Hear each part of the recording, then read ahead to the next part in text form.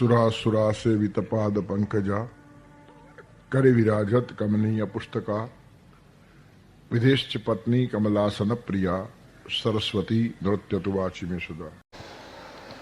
સાહિત્ય સર્જનશીલ છે, વિકાસશીલ છે, પ્રગમનશીલ છે, ઉર્ધ્વગમન કરાવે છે, કોઈ દિવસ અધોગમન થવા ન દે. સાહિત્યની સાધના કરતો એનું પતન કોઈ દિવસ થાય જ નહીં. એનું સાહિત્ય એને સાચવી લે. એક સાહિત્યકાર હતો, બહુ પોઝિટિવ થિંકિંગ, ભલભલાના નેગેટિવ વિચારો કાઢી નાખે. શું વાત કરે છે, રડે શું છે આવો બાયલા જેવો આપ્યા છે. કોનો સાથ જીવનમાં સારો શૂન્ય તમે સાથે જ વિચારો. મહેનત પાછળ બબ્બે બાહુ, કિસ્મત પાછળ માત્ર હથેલી. કિસ્મત આટલામાં જ છે અને પુરુષાર્થ આટલામાં છે, એટલે પુરુષાર્થ મોટો છે એ વાત નક્કી થઈ ગઈ. પુરુષાર્થ માટે 2 હાથ આપ્યા છે અને કિસ્મત માટે આટલું જ આપ્યું છે. તો આ મોટી વાત છોડીને અહીંયા શું કામ પડો છો? પુરુષાર્થ કરો, પ્રારબ્ધ એમાંથી જ નિર્માણ થશે. સાચા સાહિત્યનો ઉપાસક ગ્રહો બીઓથી ડરતો નથી. અરે ગ્રહો શું લડે? મેં લખેલું મારી ગઝલમાં, ન કરતો ભાગ્યની પરવા, ન કરતો ભાગ્યની પરવા, હું એને ખુદ ઘડી લઉં છું. ગ્રહો વાંકા પડે કોઈ તો સીધા ગોઠવી દઉં છું. એમાં છે શું? ગ્રહો થાય ને આડાવડા તો ગોઠવો ને, ઉપાડીને ખાનામાં, ત્યાં જાય કેમ? કલમ ચરણોમાં ચૂભેલા કો કંટક નહીં કરી લઉં છું. પગમાં કાંટો વાગે ને તો રડો નહીં, ખેંચી કાઢો. એની કલમ બનાવો, લોહીની સાઈ બનાવો અને જીવન લેખ લખી નાખો તો મર્દના દીકરા કહેવાઓ. હા, કલમ ચરણોમાં ચૂભેલા કો કંટક નહીં કરી લઉં છું અને બનાવી રક્તને સ્યાહી જીવન લેખો લખી લઉં છું. કંઈ ગ્રહો બહુ નડતા જ નથી. આકાશના ગ્રહોને આપણને નડવા ટાઈમ ક્યાં છે? અને અહીંયા નડનારા ગ્રહો ક્યાં ઓછા છે કે ઉપરના પકડવાના? અહીંયા ગ્રહો ઓછા છે. આગ્રહ, વિગ્રહ, દુરાગ્રહ, સંગ્રહ, પરિગ્રહ, પૂર્વગ્રહ, કેટલા ગ્રહો પકડીને બેઠા છીએ આપણે. એક ગ્રહ છૂટતો નથી. ઉપગ્રહોને આકાશમાં છોડીએ છીએ પણ કોઈ માણસ માટેનો પૂર્વગ્રહ છૂટતો જ નથી. અને આ ગ્રહોથી પીડાઈએ છીએ અને ગ્રહો નડતા નથી. એકવાર હું બોલ્યો તો આવા ઓડિયન્સમાં, તો એક જ્યોતિષી બેઠેલા મારી પાસે આવ્યા પ્રવચન, શું વાત કરો છો, ગ્રહો નડતા નથી? 50 વર્ષથી હું જ્યોતિષ જોઉં છું અને કેટલા ગ્રહો નડે છે. કોઈને મંગળ નડે, કોઈને શનિ નડે, કોઈને આ નડે, કોઈને તે નડે. મારો 50 વર્ષનો અભ્યાસ છે. મેં કીધું અભ્યાસ છે, કબૂલ છે, પણ અધૂરો છે. શું વાત કરો છો? મેં કીધું ગ્રહો છે ને એ કોઈ ખાનામાં આવે તો નડે ને.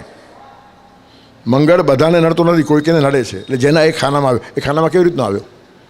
આના ખાનામાં નહીં આવ્યો અને આના ખાનામાં આવ્યો. શેનાથી આવ્યો? એના કર્મોથી આવ્યો.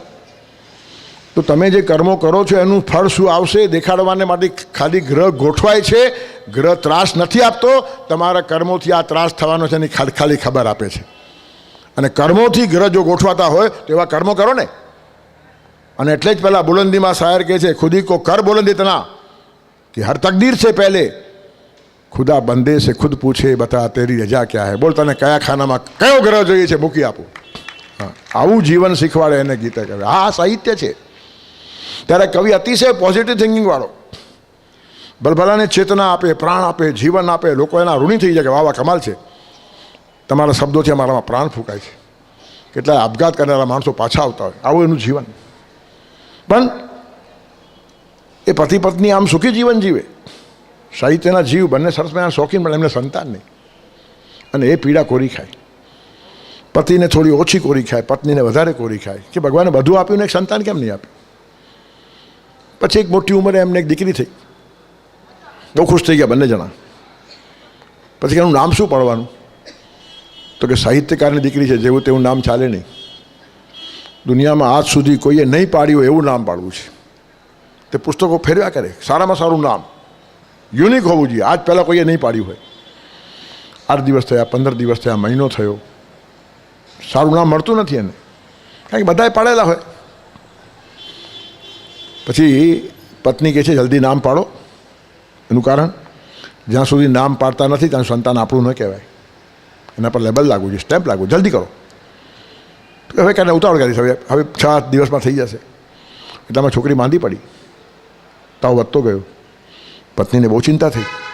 પેલો કે નહીં, આજે ને આજે નામ લઈ આવું છું. લાઇબ્રેરીમાં ગયો અને ઘણા બધા થોથાઓ કાઢ્યા અને બધા ઉતલાવા લાગ્યા. અને એક સરસ નામ શોધીને ઘરે આવ્યો. પત્ની બારણામાં ઊભી હતી, ખુશ થઈને કહે છે આજે નામ લઈને આવ્યો છું. તો કે જરૂર નથી, દીકરી ગઈ. કેટલો ત્રાસ થયો હશે. મહિનો સુધી દીકરીનું નામ શોધતો હતો, આટલો ઉત્સાહમાં હતો, આટલો આનંદમાં હતો, અને નામ પાડ્યા વગર ગઈ. પત્નીને એટલો બધો આઘાત લાગ્યો. પહેલાં પણ બિચારી હિજરાતી હતી, રીબાતી, ને એમાં આવેલી દીકરી ગઈ. એક જ મહિનામાં પત્ની પણ ચાલી ગઈ. સાવ નોધારોને એકલો પડી ગયો, થાક્યો. ઘણીવાર એકલવાયો થઈ જાય ને માણસો, થાકી જાય, ઘરની દિવાલો ખાવા આવે. આટલી પોઝિટિવ વાત કરનારો માણસ, એના મગજમાં નેગેટિવ વિચાર શરૂ થઈ ગયા કે હવે મારે જીવવાનું પણ કોના માટે? ભલે હું દુનિયાને ગમે તે કહેતો હોઈશ, પણ હવે નથી મારી દીકરી, નથી મારી પત્ની, ને આ પછી આમ ફર્યા કરવાનું, વેરાન જંગલ જેવું જીવન. એટલે આપઘાત કરવાનું નક્કી કરી નાખ્યો એને. બોલો, વિચાર કરો કેવા પરિવર્તન આવે છે. પણ આપઘાત કરવાનું કેમ? પાણીમાં ડૂબીને આપઘાત થાય ને એનું કારણ, જરા ગોંગળાશું ને તો તરવા લાગશું, તરતા આવડે છે, ડૂબવું અઘરું છે, એટલે એ મેથડ આપણને ફાવશે નહીં. ઝેર ખાઈએ તો ઝેર બનાવટી આવે છે, ન મરીએ તો પાછા ઉપાધિમાં પડીએ. ડૉક્ટરો શું છે પાછા લેવા દેવા વગરના, કાંઈ કોઈ ભેળસેળ વગરની વાત મળતી જ નથી. ઝેર પણ ક્યાં શુદ્ધ મળે છે. પછી એક રસ્તો સૂઝ્યો એને કે રેલવેના પાટામાં સૂઈ જવાનું.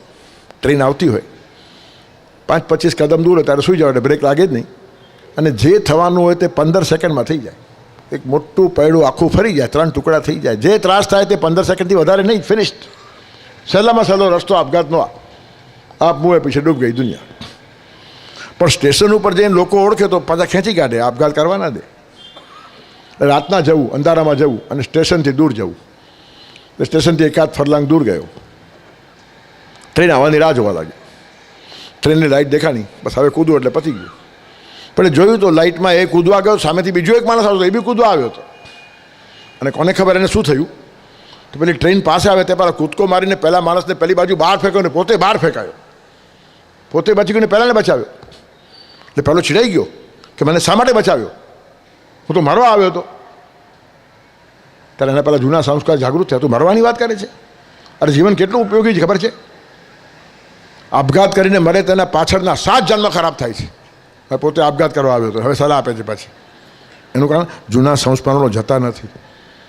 અને એટલે સારું સાંભળી રાખો, ક્યારે કામ આવશે તે ખબર નહીં પડે. એને પોતાને આપઘાત કરવાનો વિચાર આવ્યો ત્યારે અંદરની વાતો કૂદી અને પેલા માણસને બચાવીને કહે છે કે 7 જન્મ ખરાબ થશે. અને મરવું એ સોલ્યુશન છે? यूं तो घबरा कर कहते हैं मर जाएंगे, लेकिन मरकर भी अगर चैन न पाया तो फिर कहाँ जाएंगे? मर्या પછી તમારા રસ્તા પર ફૂલો બિછાવ્યા છે એવું કોણે કીધું છે? સૌ અજ્ઞાત સ્થિતિમાં જવું અને અજ્ઞાત અગવડો ભોગવવી, તેને કદાચ જ્ઞાન સ્થિતિ સામે લડી લેવું શું ખરાબ છે? આ ગીતા છે, એને કહેવાય સાહિત્ય. પેલો માણસ કે આવી ડાઈ વાતો મેં ઘણી સાંભળી છે, પણ મારા જીવનમાં અંધકાર છે, શૂન્યાવકાશ છે, આમ છે, તેમ છે. હું ભગવાન પાસે પણ મોત માગું છું, શા માટે મને બચાવ્યો? ત્યારે પાછા એના સંસ્કાર બોલે છે અને પેલા માણસને કહે છે कि परवरदिगार से मौत की दुआ मांगने वाले, તું ભગવાન પાસે મોત માગે છે ને, એમાં એક વાત નક્કી થાય, જો ભગવાનને માને છે. જો ભગવાનને ન માનતો તો ભગવાન પાસે માગે? ત્યારે ભગવાનને માને છે, એક વાત નક્કી થઈ. અને માગ્યા પછી મળે છે એ પણ વિશ્વાસ છે, નહીં તો માગે શા માટે? परवरदिगार से मौत की दुआ मांगने वाले, इसका सीधा अर्थ है परमात्मा को मानता है और मांगने पर मिलता है. પછી બીજી રેટી બહુ સરસ કીધી कि परवरदिगार से मौत की दुआ मांगने वाले, अगर इतना ही भरोसा है तो जीने की दुआ मांग. ભગવાન આપે છે તો જીવન માગને, મોત શું કામ માગે છે? આ સાહિત્ય છે, ક્યાં કામ આવે? તમારી વિપરીત પરિસ્થિતિમાં તમને તૂટવા ન દે. ઘણા લોકો પોતાના સંપ્રદાયમાં અને પોતાના પક્ષમાં ખેંચવા માટે માણસને પ્રલોભનો આપતા હોય. અમારામાં જે આવે તે કરોડપતિ થઈ જાય, આવું કહેવાય? આવું કહેતો હશે ને એ સંત નથી. સંતોનું આ કામ પણ નથી. કરોડપતિ બજારમાં થવાય, મંદિરમાં કેમ થવાય? તો પછી મંદિરે બજાર થઈ ગયું. કોઈ દિવસ આવા પ્રલોભનો આપો પણ નહીં, ને આપતો હોય ત્યાં જાઓ પણ નહીં.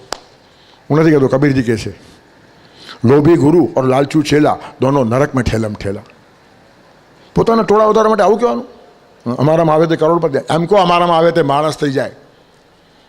કરોડપતિ થશે તો બેકી નહીં જાય, અને કંગાલ થયો તો ભાંગી નહીં જાય. અમે કરોડપતિ બનાવતા નથી, કરોડરજ્જુને મજબૂત રાખીએ છીએ. આ શીખવાડો ને, આ સાહિત્ય છે. સત્સંગમાં જઈને કરોડરજ્જુ મજબૂત થવી જોઈએ. આજે બધા ભાંગી પડ્યા છે, તૂટી પડ્યા છે. તેજ નથી નિસ્તેજ બનેલા માનવ કેરા મરદા જોયા. તપના કરવું નથી સાધના સિદ્ધિ માટે મરતા જોયા. તત્પરતા ના દિશે જીવનમાં કાર્યરહિત બેઠેલા જોયા. પ્રાણ નથી ચૈતન્ય નથી બસ સ્વાર્થના શ્વાસો ભરતા જોયા. અને મરતો ના તેથી જીવું છું એમ કહેતા માનવ જોયા. ત્યારે સત્ય હકીકત કહું છું કે ઈશ્વરને રડતા જોયા. મારો સંતાન દીકરો આવો કરોડરજ્જુ મજબૂત થવી જોઈએ. અને એટલે જ કે છે મુર્દા હૈ વો દેશ જ્યાં સાહિત્ય નહીં. આવું સાહિત્ય હોવું જોઈએ, પ્રાણ પુરાઈ જાય. અરે ડર ગયા છો મર ગયા. ડરપોક માણસો રાષ્ટ્રને ઊભું નહીં કરી શકે.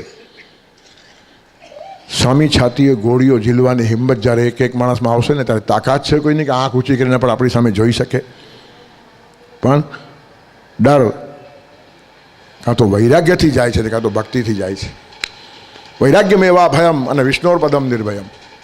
ડરવાનું મારે હવે શું કામ છે? મારું જીવન સુકાન તો હરીને હાથ છે. એટલે સાહિત્યની બધી કેટલી બધી પોઝિટિવ વાતો છે. જાપાનમાં એક ઘટના બનેલી. જાપાનમાં એક કાવ્ય પ્રકાર છે હાઇકુ. 17 અક્ષરમાં વાત કરવાની. 17 શબ્દો નહીં, 17 અક્ષર. મને બહુ ગમી ગયેલો એ પ્રકાર. અને વચમાં મારી પાસે થોડી ફુરસદ હતી. તે વર્ષ 2 વર્ષમાં મેં 2000 હાઇકુ લખી નાખ્યા. 17 અક્ષર, વધારે નહીં. જ્ઞાનથી આંખ 5 અક્ષર. જ્ઞાનથી આંખ. આંજવી ને માંજવું 7 અક્ષર. મન ભક્તિથી. જ્ઞાનથી આંખ આંજવી ને માંજવું મન ભક્તિથી. વાત પૂરી થઈ ગઈ. તમે તમારી આંખને જ્ઞાનથી આંજો અને મનને ભક્તિથી માંજો, જીવનનો બેડો પાર. 18મો અક્ષર જોઈએ ને, 17 અક્ષર. સમયે મૌન રહેવું ને બોલવું જોઈએ. સમય 17 અક્ષર. વાત પૂરી. જે કેવું છે કહેવાઈ ગયું. ન બોલવું જોઈએ ત્યારે ન જ બોલવું જોઈએ, અને બોલવું હોય ત્યારે મૂંગા ન રહેવું જોઈએ. દ્રૌપદીનું વસ્ત્રાહરણ થયું ત્યારે ભીષ્મ પિતામાં મૂંગા રહ્યા. બહુ મોંઘું પડી ગયું છે. એમની બાણસૈયા ઉપર કૃષ્ણ બધા પાંડવોને પ્રશ્ન પૂછવા લઈ ગયા. પાંડવો પ્રશ્ન પૂછે છે, ભીષ્મ જવાબ આપે છે. કૃષ્ણ ભગવાન દ્રૌપદીની મોઢામાં આંગળી નાખીને કે તું કેમ કાંઈ પૂછતી નથી, કંઈ પૂછ. દ્રૌપદી કીધું કે જે વખતે મારી અવસ્થા હતી ને પ્રશ્નો મેં પૂછ્યા ત્યારે જે નથી બોલ્યો તે આજે બોલે તો એ શું ને ન બોલે તો એ શું.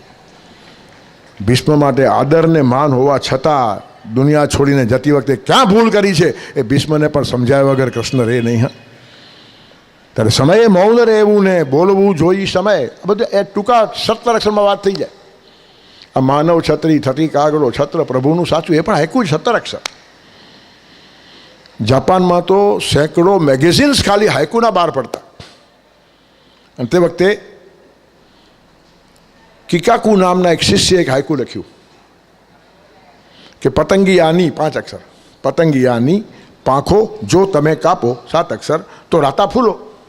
5 7 5 વાત પૂરી થઈ. પતંગિયાની પાંખો જો તમે કાપો તો રાતા ફૂલો.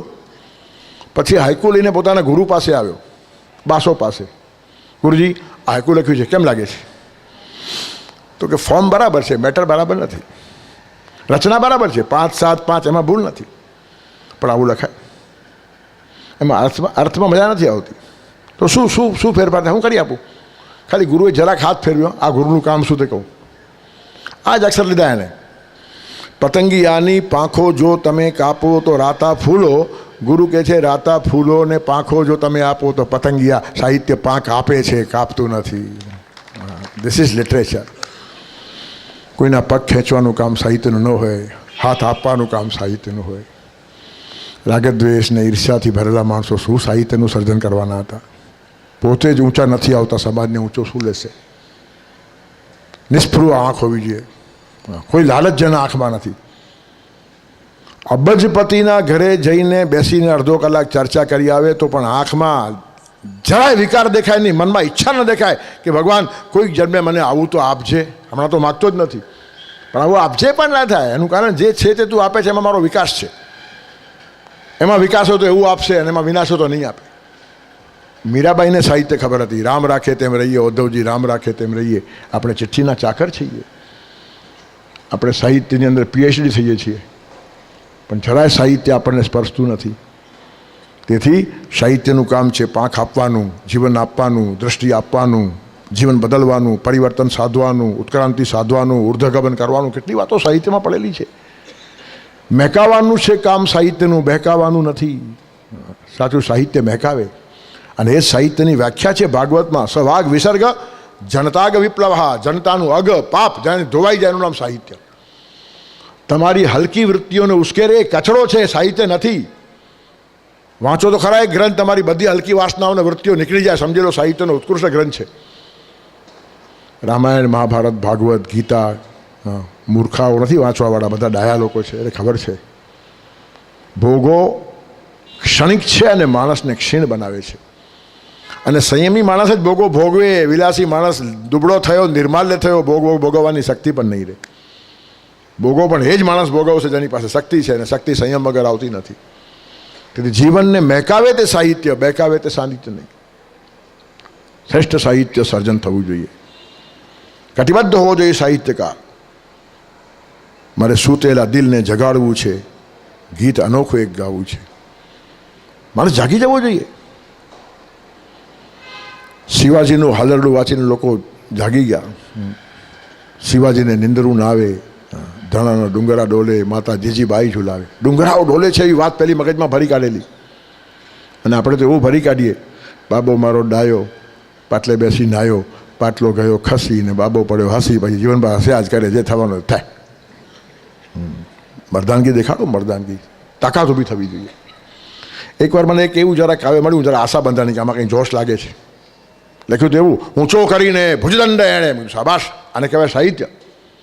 ઊંચો કરીને ભુજદંડ એણે, પણ આમ હજી ઉદ્દીપિત થાય ભાવના. તેથી પેલા બીજું વાક્ય એવું હતું, બરફ નાખ્યો એના ઉપર. ઊંચો કરીને ભુજદંડ એણે, છરીવતી દૂધીનું ડીટ કાપ્યું, રસોયો મારા જ હતો. હવે આમાં શૌર્ય ક્યાં?